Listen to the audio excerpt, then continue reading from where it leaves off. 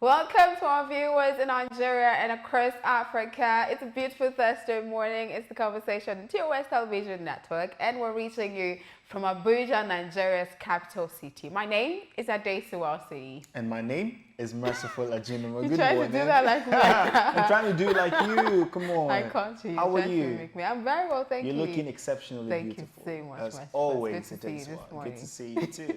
Okay, as always, as our custom, before we kickstart the show proper, we'll be bringing you the quote of the day.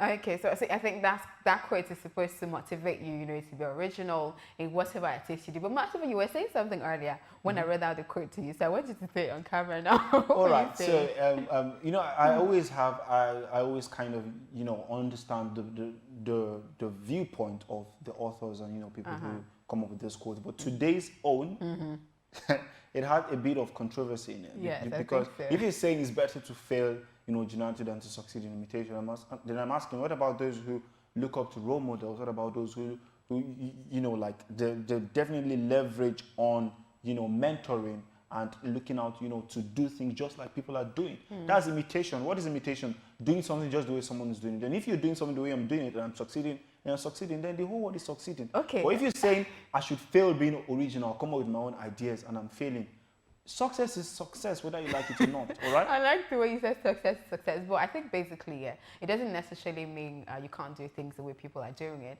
It's just to say, this is what somebody is doing and I have to do it the exact same way. I think that's what it's saying.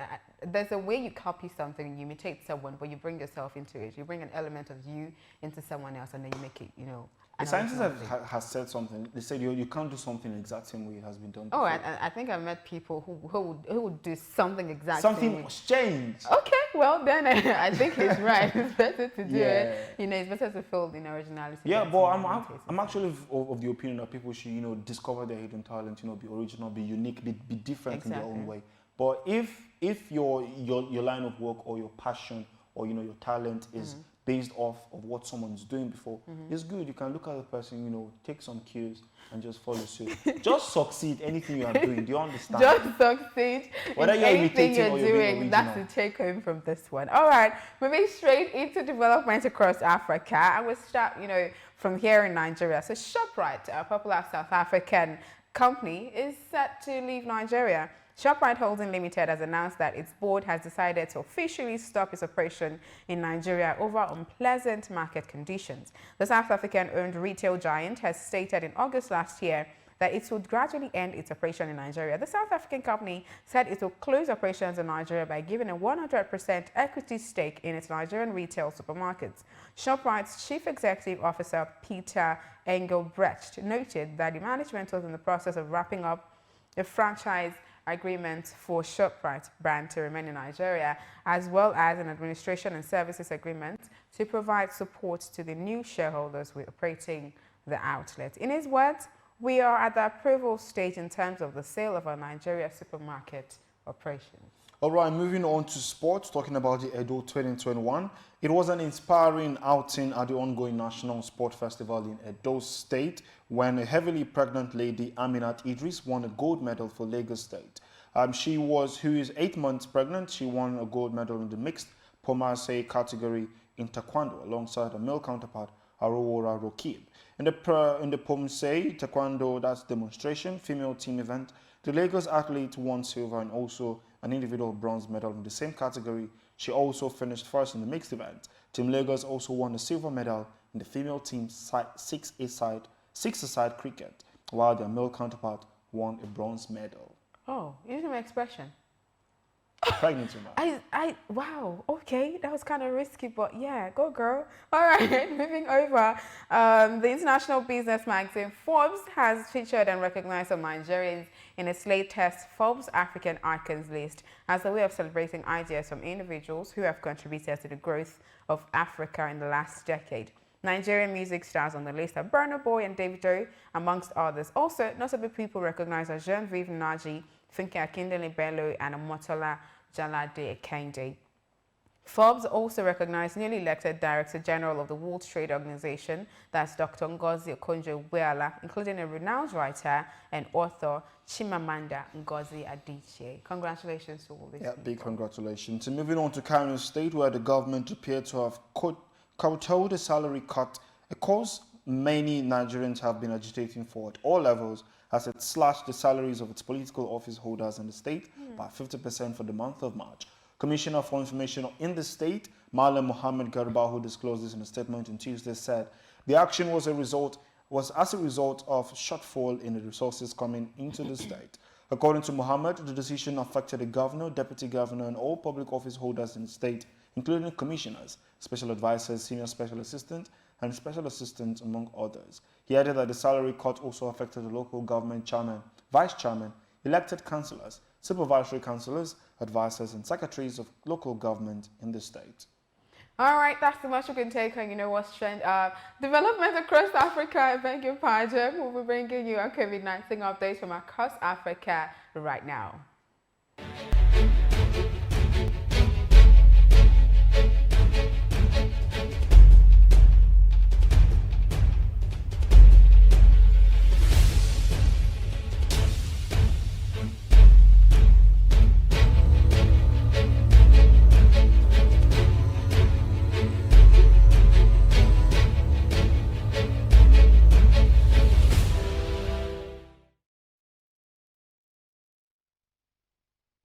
That is COVID-19 update from across Africa. And I'm not sure what's happening with the numbers. A few days ago, we had reductions.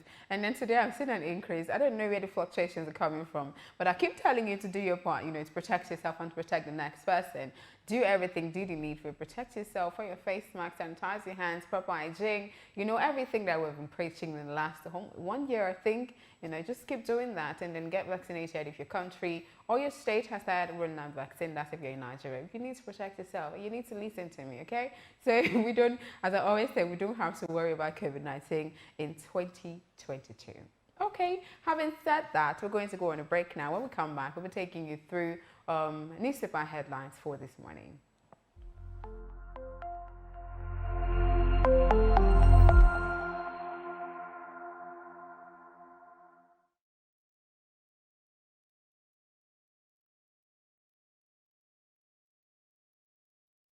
TOS TV Network mobile app is now available. You can now catch up on our breaking news, stream our programs live,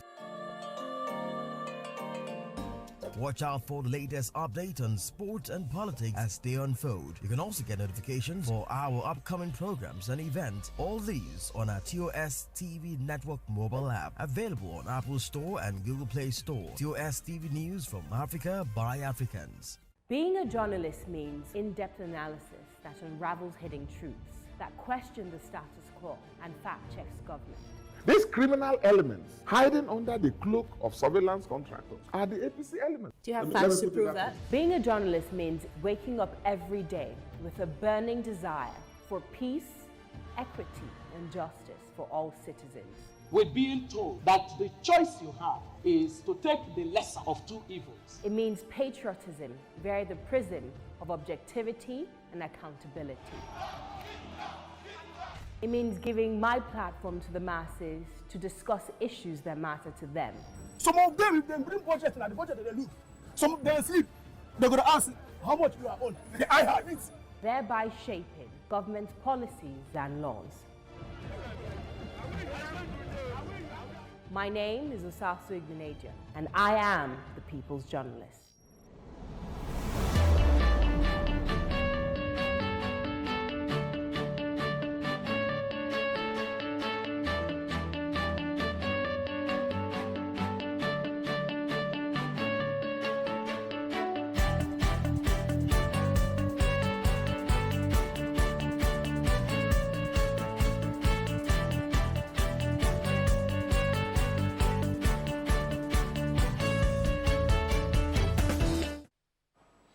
You're welcome back to the conversation showing on your digital first Pan-African news network, TOS Television. And don't forget you can be a part of it by following us across all our social media platforms at TOS TV Network on Instagram, Facebook, Twitter. And of course, you can also subscribe on our YouTube, TOS TV Network, and stream the event and shows live on our website, www.tostvnetwork.com.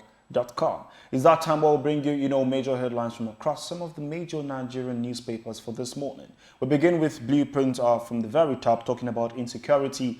Zenith Bank donates 8 Hilux vans to Abia government. That can be found on page 13. And just underneath that is Lake Chad Institute sells 2 Prado Jeeps worth 31 million naira for 1.5 million naira. Wow, that can be found on page 5 of the Blueprint. And just underneath the Blueprint headline, there is IGP Baba Oyetola concur on community policing. That can be found on the Blueprint as well. And the riders underneath are 2. One of them is Oshimbajo tasks new helmsman on public confidence. And the second is I'll rejig operational deficiencies, coming from the police boss, the new IGP. And then UCH delivers first IVF triplet. That story can be found on page 7 of the Blueprint. We move over to the very obvious headline. They were talking about Abdul Salami's security threat alert. Over 6 million illegal weapons in circulation, and we have 3 riders underneath that.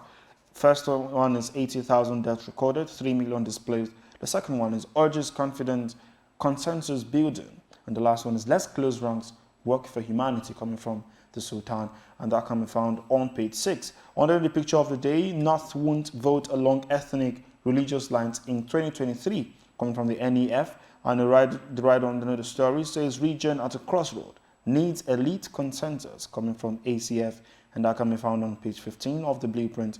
We have 4 last headlines on the newspaper, and it's Amax right to 10 men rates backed by law.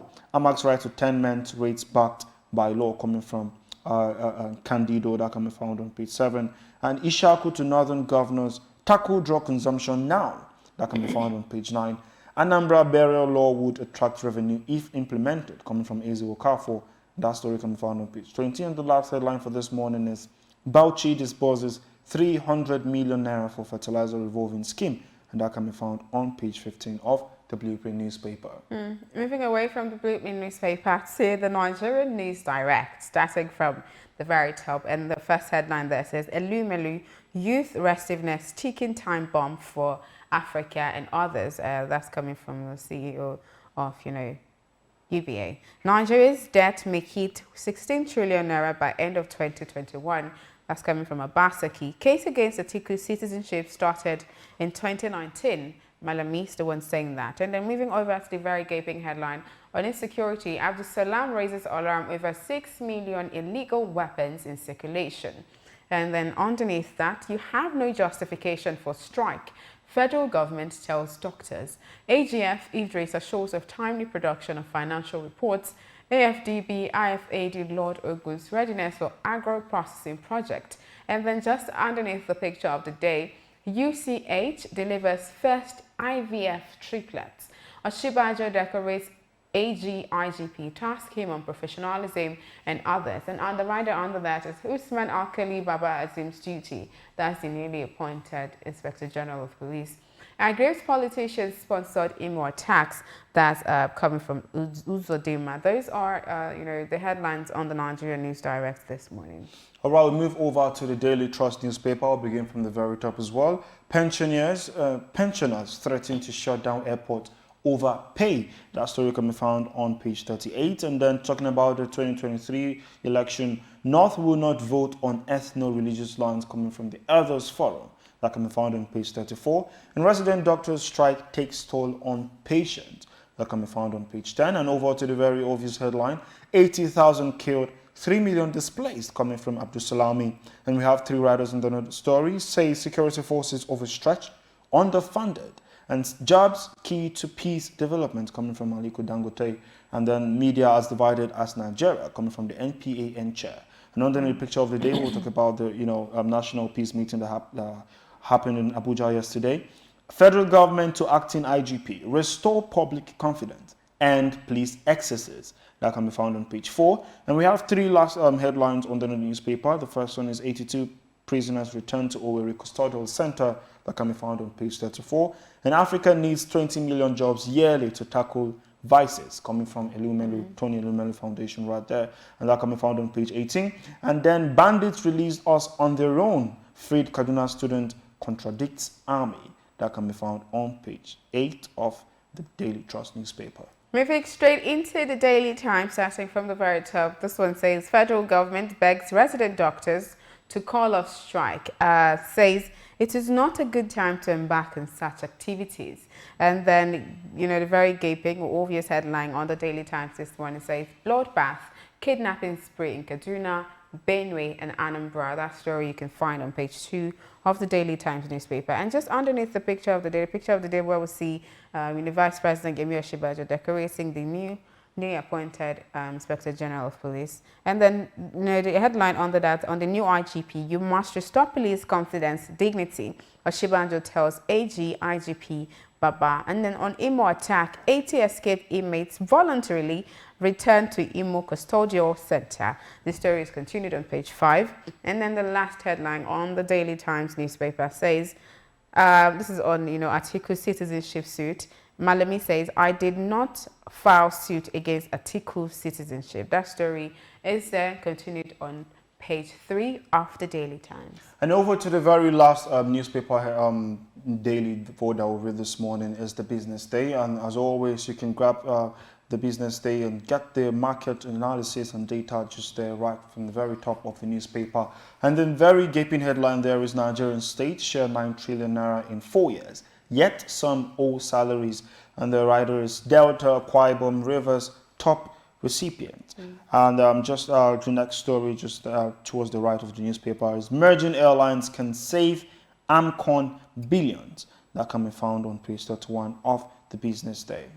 Okay, that's the much we can take on the newspaper headlines this morning. Don't forget, you can get yourself a copy of that or any of the headlines that we read out this morning. And if you can't, just check out our website, www.TOSTVnetwork.com, to read up on all of these stories, all right? Okay, so we're going to be going on a break now. And when we come back, I will be taking you through what is trending on social media.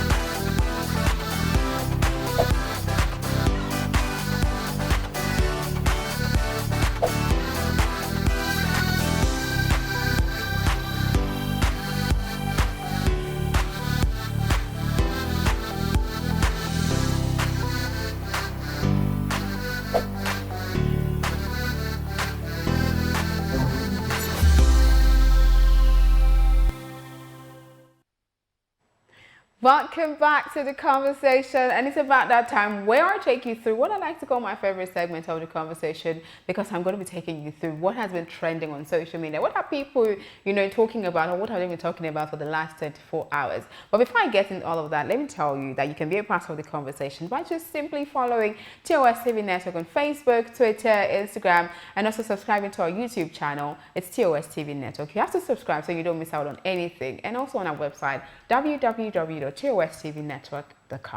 Okay, bringing you back, as I always say, to what's trending on social media. So last night I was on Twitter and I saw Aliko Dangote trending, and then you want to know why he has been trending. Apparently, Dangote cement sells, for 1,800 naira in Zambia, but in Nigeria it sells for 3,500 naira. And then so people have been talking like, if you could sell, to Zambia for approximately 1,800 naira. This thing is produced here in this country. Why is it selling for 3,500 naira? So there's quite a number of reactions. I'm going to read out some tweets to that regard. And then the first one is from at First Ladyship. She says, Nigerian business overlord, the crony capitalist in chief Dangote, is selling his precious cement for 1,800 naira in Zambia, but 3,500 naira in Nigeria is no news. Gullible Nigerians are waiting for Dangote Refinery PMS to sell at cheaper rate. MMM Ponzi will still rip many Nigerians off. And then the other one is from at AM Salim. And if Dangote decides to give free cement to Zambia and sell to Nigerians, he's a businessman, not a politician. And on no account, people in South should be burning down his assets and belongings. Blame your government for not providing good roads and infrastructures. And then the other one is from at Oluchi Christie. A bag of cement or a bag of Dangote cement is sold for 1,150 in Zambia. And the same cement is sold 3,000 naira in Nigeria, not minding that the cement are even bagged in Nigeria. And you tell us that all is well with Nigeria and they meant well for you, with a glaring picture of Dangote, on that one. And then the last one is from the_scholar1. Whether you like it or not, Aliko Dangote is richest man in Africa with zero affiliation to any political party. Blame your elders for the hardship you are in, not him. Quite interesting. I had quite an interesting read yesterday, just going through the trend table and just going through this one. So what is your reaction? I think in as much as, we have, organizations, committees, councils to checkmate the price and standards of goods and products that we consume as Nigerians in this country. It is important that just like the second to the last and the last tweet said, we should address this issue from the general perspective. Yeah, because when we're talking about businesses, talking about opportunities, we're supposed to know that yes, Nigeria should be a place where every kind of business can thrive. He's not the government, so he owes you nothing. That's what I would like to say. He's just a businessman, and whatever works for him is what he will do.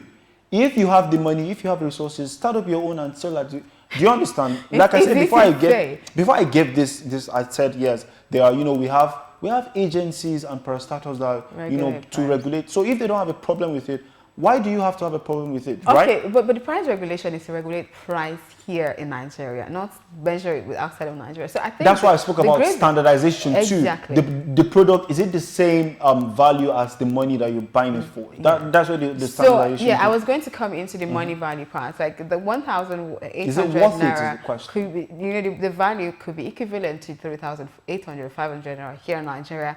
Or another thing is, but I think the grievance the people have with this is they change the currency and measured. Yes, but if you can sell as low as that outside of Nigeria, right? Why does the margin have to be that much? Because it's produced here, bagged here, and shipped over there. So a lot of the production, a lot of the process happens here. Like some people are saying, ordinarily it's supposed to be sold more expensive. When we're expensive there, so if it could be cheaper, it should be cheaper here, where it is being produced, not where you're exporting it to or where you're taking it to. They might have depot there or another factories there. I don't quite know. But I think I understand, on both sides, where people say, look, he's a businessman. Whatever works for him is what it's going to go for. If it works for him to sell 3,800 naira here and then there it's 1,800 naira, then he will do it. He's not the only. It's not exactly. The business is not government. Well, because we trust it, brand loyalty, we are expecting so much and we're questioning him. And I'm definitely sure he will get all this message, and we're hopeful he will say something about it. Okay, all right. On that note, to wrap up this segment of the conversation, we're going to be going on a break. Yes, when we come back, we'll be taking you through the big story.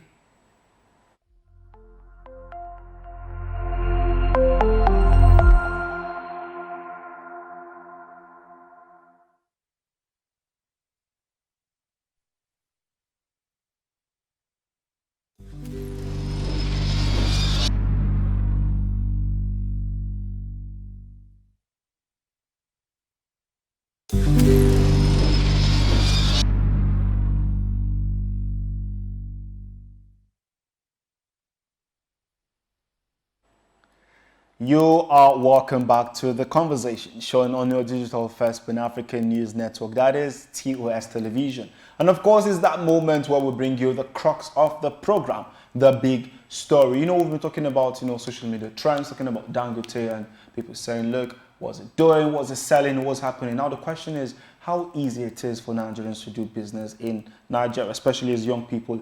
That's the focus of this conversation. You know, Nigeria, Africa's most populous nation, improved its ranking on the latest World Bank Ease of Doing Business Index. But some analysts say that it doesn't necessarily mean an improved economy and that the country still has anti-business policies. Well, the country now ranks 131 on the World Bank's Doing Business 2020 Index. The West African nation moved up 15 places from its 2019 spot and has been tagged as one of the most improved economies in the world for running a business. This morning, we'll look at how easy it is, doing business in Nigeria.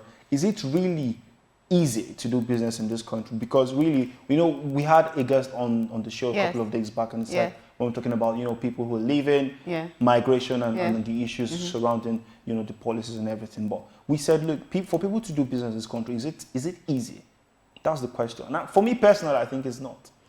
I think the average Nigerian would tell you that it's actually not easy to do business in Nigeria. I know I was talking to, one of the, like a pretty successful CEO, and then someone who has managed to navigate the terrain and then has managed to find a footing on a balance. And then asking him, and one of the things he said is, doing business in Nigeria is not easy because the terrain is very rough. I think his words were, entrepreneurship in Nigeria is like jumping off a plane. You don't know. You don't know where you land. Nothing. You just know you wouldn't die, right? But that risk, it's like high risk. Like it's one of the high risk things to do. And I think I understand because if you talk to 10 business people, I think an average of 7 majority of them are always that it's not easy to do business. I understand that what they said, that the index was improved, and it doesn't necessarily translate to better economy. It might be that lots of things have changed, quite a number of things have changed, quite a number of things have been put in place. I don't know what. Ordinary is not supposed to translate into the economy, changing. Yes, from but bad to better. Nigeria, as we say, is like the biggest economy in Africa, right? And we have quite a number of people doing businesses. So I think with business, with the ease of business comes, I think policies, industries, raw materials.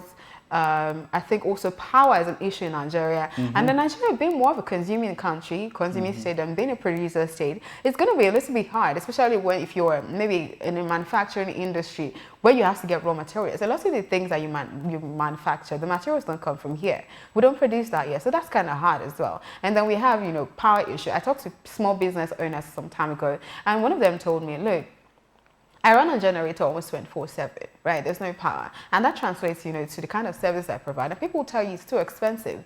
But I have to make my money back, right? So I have to find a balance between this, the power thing, then the roads, you order goods from somewhere, and then it's coming from, it's going by the road, and the roads are not so good. And you have to take everything you plan. Contributes to yes, you plan 2 days for your good to get your goods, but it eventually takes maybe 5 days. Or even and a then, month. Stuff like that. And then if you're importing from outside of Nigeria, there's the borders, the custom. So it's like there's the whole lot. I like to see it from a general perspective, yes. not just the business owners, but every person that can be caught in Nigeria. Yeah. Is it easy to actually just go along with your normal processes, going to work, coming back, registering for things? Because for you to do a business, registering your business, do you understand? I think it's now from that registering your business to getting funds like capital, it takes a lot of processes, and these processes are not easy. We have Nigerians that are complaining on a daily that look, I'm trying to get a loan for my business. They're asking for this, asking for that. For me to even get a requirement, I have to go and queue,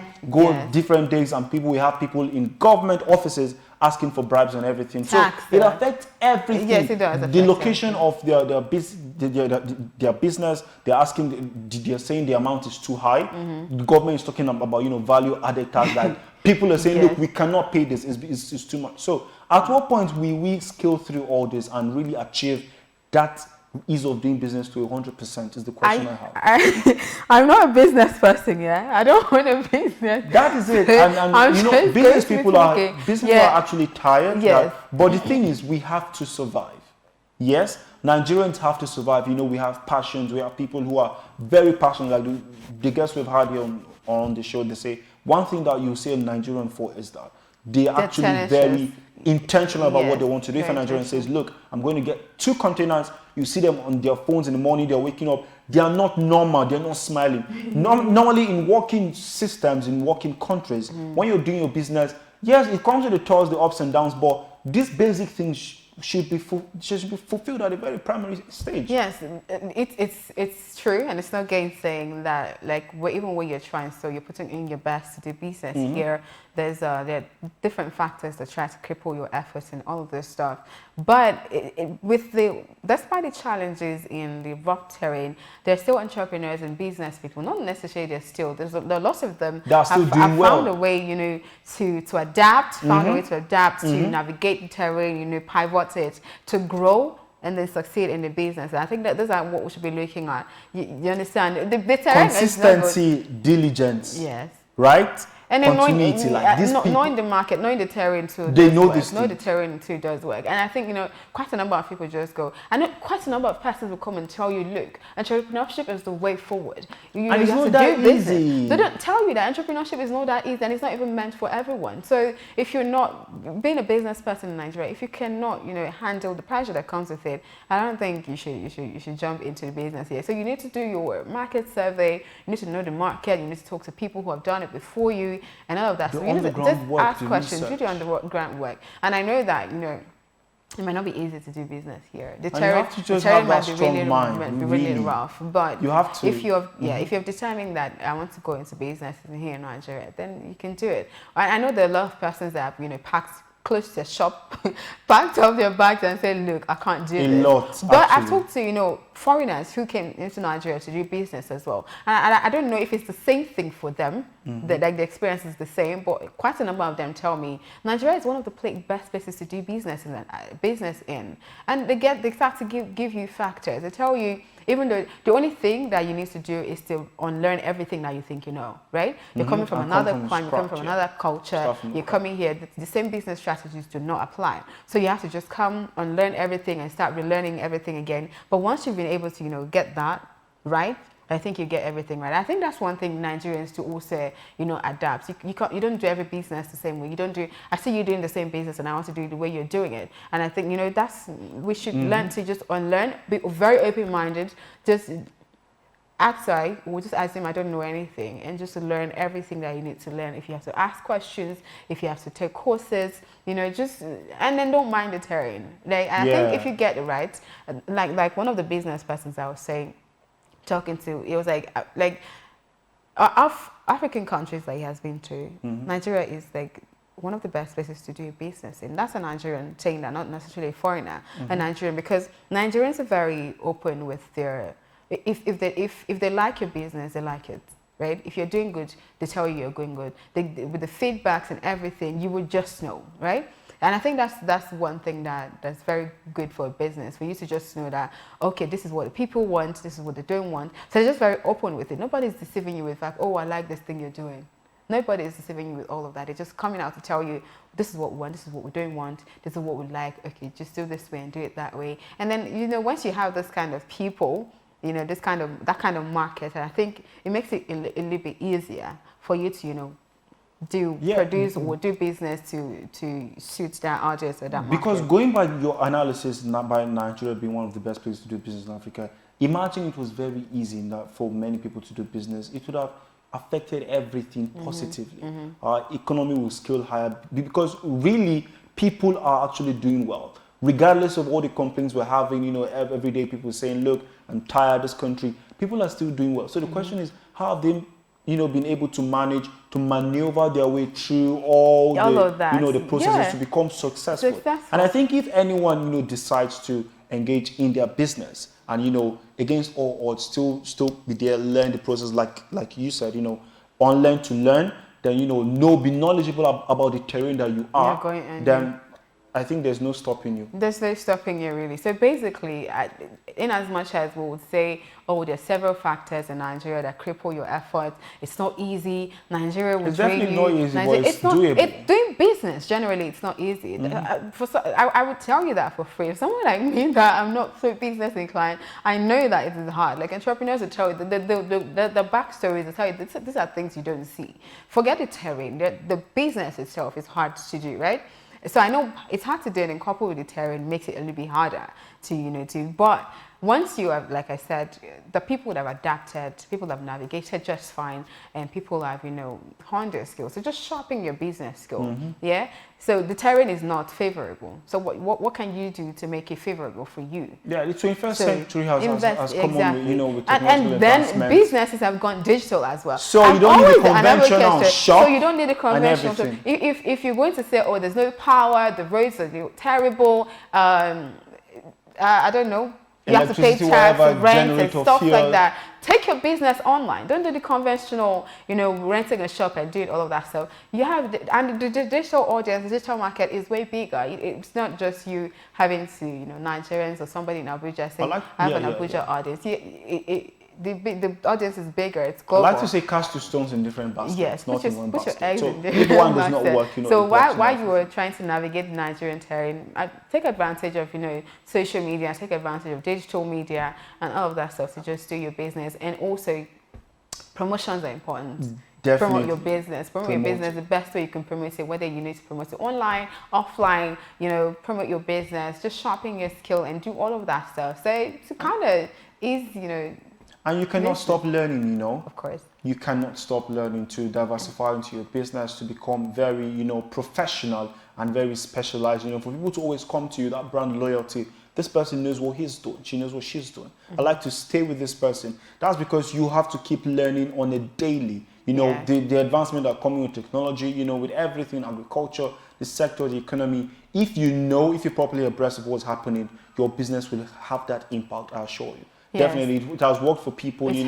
People have leverage on everything. They are having their shops. They're still having online platforms. They're using every means possible, and they're succeeding. So it's very doable. But we'll still have to, appeal to the policymakers and to the government to make things easier for Nigeria. Just soften, give us a soft landing, right? Where we understand that taxes and everything has to apply, but if you could make anything cheaper, make it cheaper. That's registering your business, the taxes, accessing loans, grants, all of those things should be made easier. And then power, good roads, but better infrastructure basically. If the infrastructure is better, the climate is better, accessing loans are made easy, grants and all of that stuff. You have all of those support, and then policies, like I said, tax, all of. And then counterfeit products as well. There's a way to checkmate all of that for importing counterfeit based products and all of that to compete with the market or the businesses that we have here. If we can have all of those checkmates, those industries and ministries that have been set in place, like the Standard Organization of Nigeria, that we put in place to ensure that products are up to par and up to standards. If we have everything working, I think doing business in Nigeria would be very easy. Coupled with the tenacity of Nigerians. Nigerians are one of the most tenacious people I know. Definitely, coupled with the tenacity and the industriousness of Nigerians, I think we'll be closer to Nigeria being more of a manufacturing or producing state than being a consumer nation. Definitely. Thank you so much for joining us on the conversation this morning. We're really out of time. That's so much we can do on the conversation. But don't forget, you can continue the conversation on our social media platform. It's TOS TV Network on Facebook, Twitter, Instagram, and as I always say, subscribe on our YouTube TOS TV Network so you don't miss out on anything. We have an amazing lineup of programs there for you, just your viewing pleasure. And also, our website is www.tostvnetwork.com. My name is Adesuwa Osi. And my name is Merciful Ajinamo. Thank you so much for watching. Have a wonderful day.